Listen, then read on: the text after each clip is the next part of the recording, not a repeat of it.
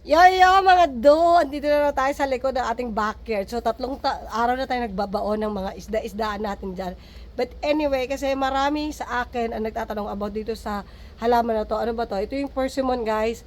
Kung nandirito kayo sa ibang bansa, ito kasing halaman, prutas na to.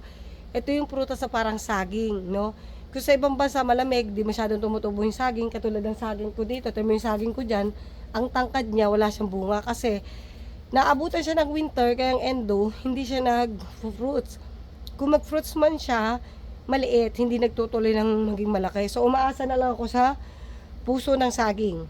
So, anyway, ito yung persimmon natin, no, though, kapag gusto mo talaga na, halimbawa, bumili ka ng persimmon, yung ganitong klase ng persimmon, guys, kasi natural to sa Korea. I don't know how do they fertilize them, but napanood ko lang to. But anyway, tignan nyo naman to, no. So, sa liit niya, hitik yung bunga niya talaga. Yung minsan, marami na ako napanood na ganito. Nung unang year nito, kasi baby pa siya, nag-ano pa lang siya, nag-exhale pa rin siya ng energy niya to grow older, to fruit. But now, he's able to, bear some fruit. Then, this is it, pansit. So anyway, para magkaroon ka ng mas maraming bunga every year, kailangan healthy yung pinaka-plant mo, no?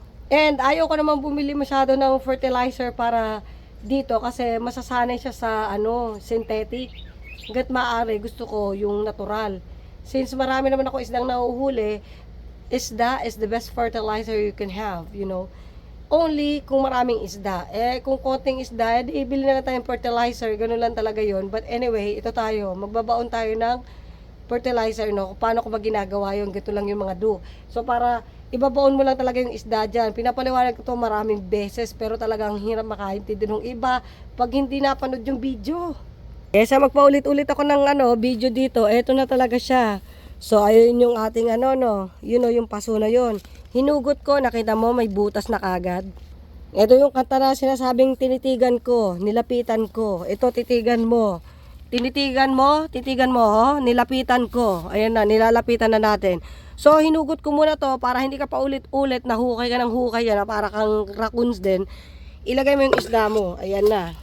Ngayon, yung mga pinaghasangan mo rin ng isda, no, kung wala ka naman sa Philippines at marami kang pusa at alagang aso, talagang manghihinayang ka rin talaga na itapon yan kasi tao nga walang makain doon. Yung hasa ng isda, pwede mong pakuluan yan at pakain mo sa aso at pusa.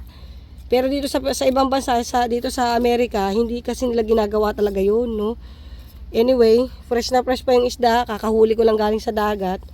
Ay, minsan ako na lang din talaga ang nanghihinayang talaga pag binabaong ko tong mga isda. But wala naman tayong magawa dahil marami talaga eh.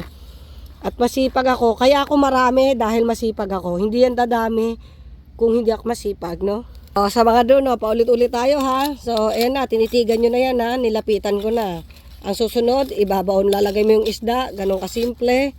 Paano yung technique? Ayan, paglagay mo sa isda, lagyan mo ng lupa yung isda. Kasi, pag basta mo na lang ilalagay itong paso dyan, itong paso, lagay mo na lang dyan, yung isda, mangangamoy. May tendency maamoy pa siya ng ibang daga.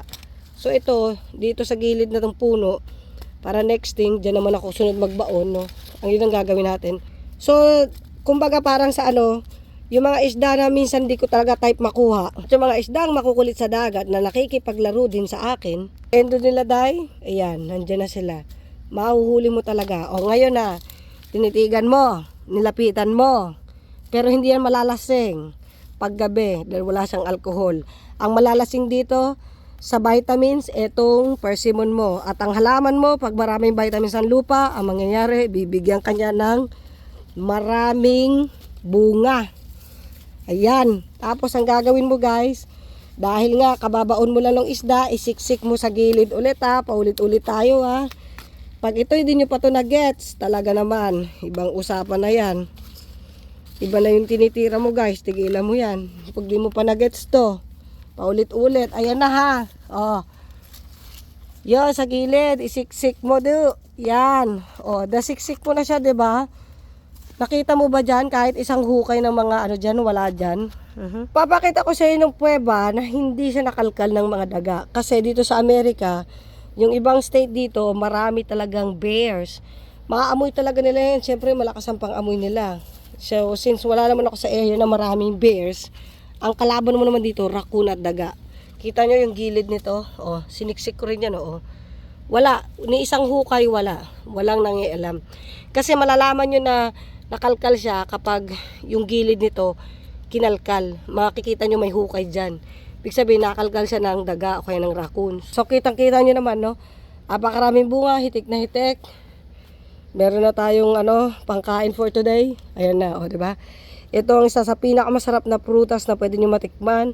Pangalan nito persimmon. So yan, ganyan natin pinapalakihan para sure ball mas marami silang maging bunga talaga for the next year. Mas pag pinatabahan nyo siya ngayon, mas lalong lalaki yung niya. Ayun, oh, nilalanggam na, sa sobrang tamis, oh. Gigil, ha. Kaya kailangan iba naman to. Kailangan nating isprayhan to ng neem oil. Natural thing din yun. Kaya ito mo, sobrang tamis, oh. Inunahan pa ako ng langgam.